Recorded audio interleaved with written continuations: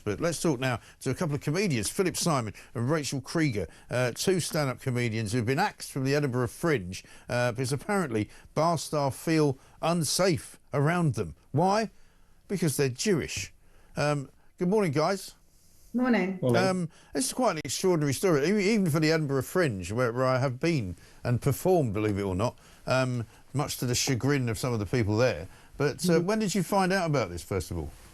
We found out a couple of weeks ago. We should be clear, we weren't axed from the whole Fringe, just two venues at the Fringe. One of the venues we both had a show in, separate shows, and then the second venue was just my show. But they are two venues that we have been in and performing in for the past few years, so have always been allies, have always been very friendly to us and very welcoming to us. Right. We found out about the first venue on July 18th. And then I found out about my second venue, putting my other show, which has no Jewish content whatsoever. That one was pulled on the following Friday. Right. I mean, is there such a thing as Jewish content? I mean, if you're Jewish and you're making fun of something, you could be considered to be a Jewish comedian. But, I mean, it's just comedy, isn't it? Does it matter? Yeah, I mean, I think you could argue my first show that got cancelled, Jew-O-Rama, has more likelihood of being Jewish content. But it was...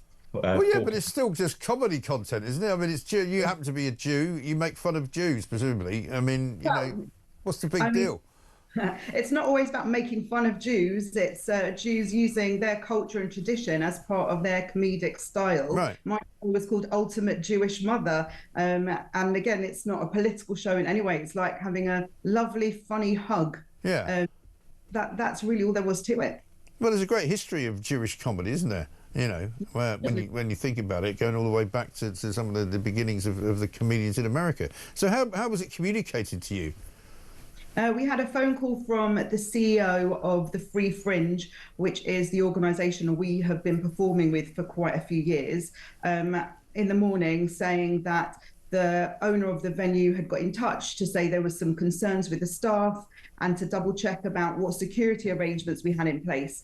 Because, as I'm sure you're aware, there's been a rise in anti-Semitism in the UK, and there are organisations that work to support different kinds of groups with just keeping a weather eye to make sure that everybody is safe and well. So we had support from such an organisation. It wasn't invasive. There wasn't anyone present in the venue. There wasn't anyone coming to check on things. It was helpline numbers if there was an issue, and police patrols that would have happened anyway in those streets, just coinciding with the timings of the beginning and ending of Jewish shows during the Fringe, and not just our shows, by the way. And he said, we had the same thing last year. He said the owner wanted reassurance that the same measures were in place. I was able to give him reassurance, and then he called back later in the afternoon and said that actually both shows had to leave that venue. They weren't willing to host our shows this year. They said that venue staff were intimidated by the idea and frightened by the idea that we were people who might need an extra secure eye. He complained that there was extra graffiti last year that no one had mentioned to us, that they felt was a concern.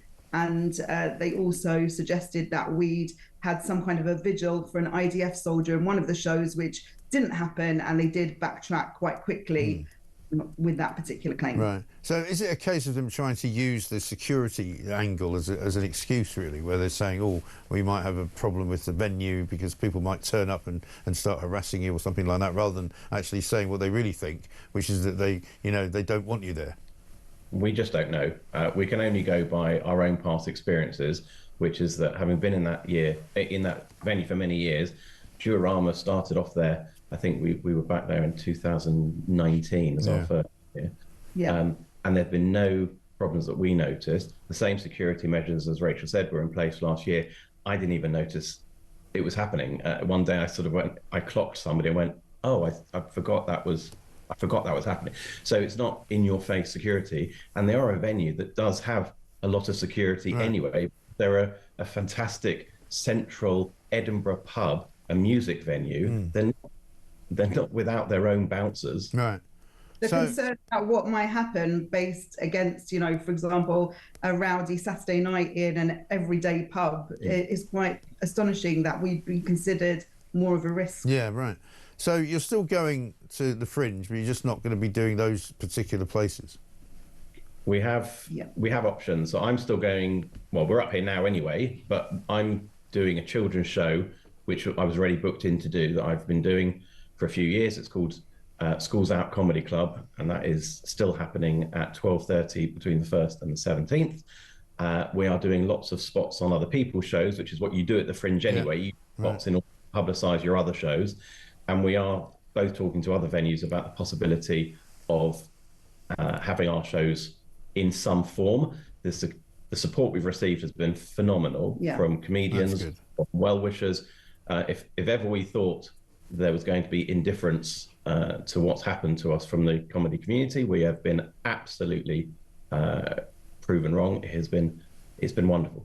And I'm part of a project here called the Glitter Project, run by Funny Women, which is supporting women and non-binary voices at the Fringe. And so that's a big part of why I've still come up despite all of these issues. I wouldn't have let that project down, and as well as the spots Philip mentioned, and hoping that my show will be reinstated in alternative provisions over the next few days. Yeah, well, let's hope so. I mean, it's just insane, isn't it? Just mad. But anyway, thanks very much for talking to us. Philip Simon, Rachel Creeger, both available for hire and both available to see at the Edinburgh Fringe, and parts of it which have not gone completely barking mad.